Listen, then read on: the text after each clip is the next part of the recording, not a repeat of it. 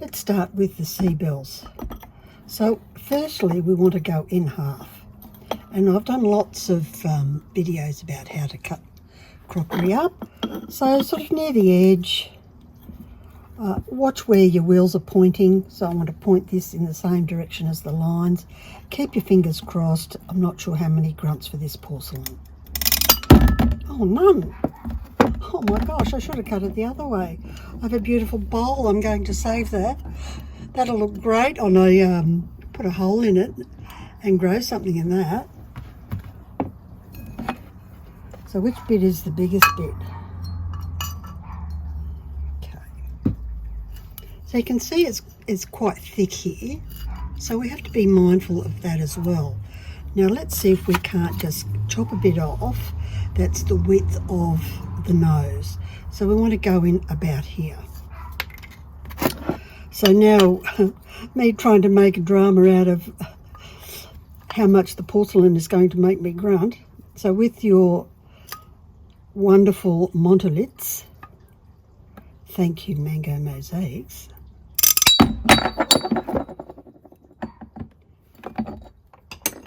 and now we can, we are of a size where we can draw the pattern of the nose on this piece. Before I glue his nose on, it's really important to make sure there's no grease or grime or anything like that to interfere with your adhesive.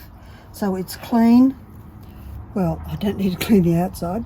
The bit that you're going to glue and the place in which you're going to glue it. So you can see how much grime there is there. To make sure you clean all the grease and grime off. And it is important to get rid of any excess stuff that might interfere with the gluing process. I'm just placing the nose there to sort of vaguely fit it, and you can see with that curve it's just a perfect fit for this. Can you see down there? It's just a perfect fit. So I don't need to worry about it being too big and having bits poke out all over the place. It just fits. I like to start with the nose, and then I like to do, the hat rim. That gives me the structure of what I'm doing. Then I'll do, from there, I will do the curly Q and potentially the beard. So it won't be necessarily in the sequence that the videos are presented.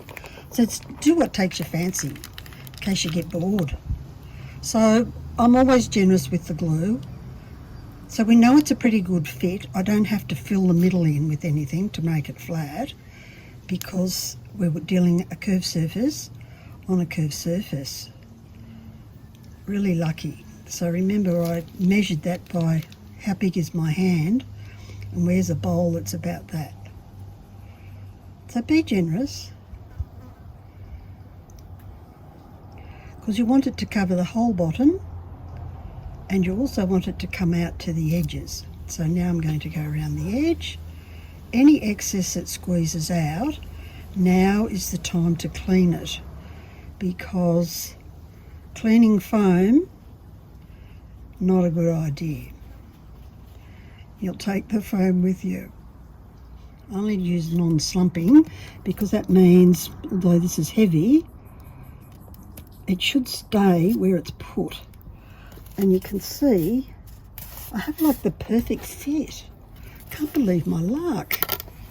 Now if it started to wiggle down because it was really, really hard, I'd just stick one of these craft pins in here.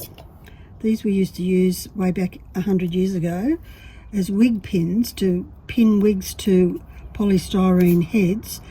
But also when I first started stained glass, we used to pin our copper foil pieces together with this on a big slab of foam. So foam has been my friend for a long time. So you can put it in as far as you want. So now I know that's not going to move at all. Next comes this bit. So in mosaicing terms, we're gluing directly onto the surface. So piece of tess and glue, that's called the direct method. So that's the method we're going to use here. Generally I don't like it because I find it difficult with my hands, but we must try it all the time. So, one cute nose.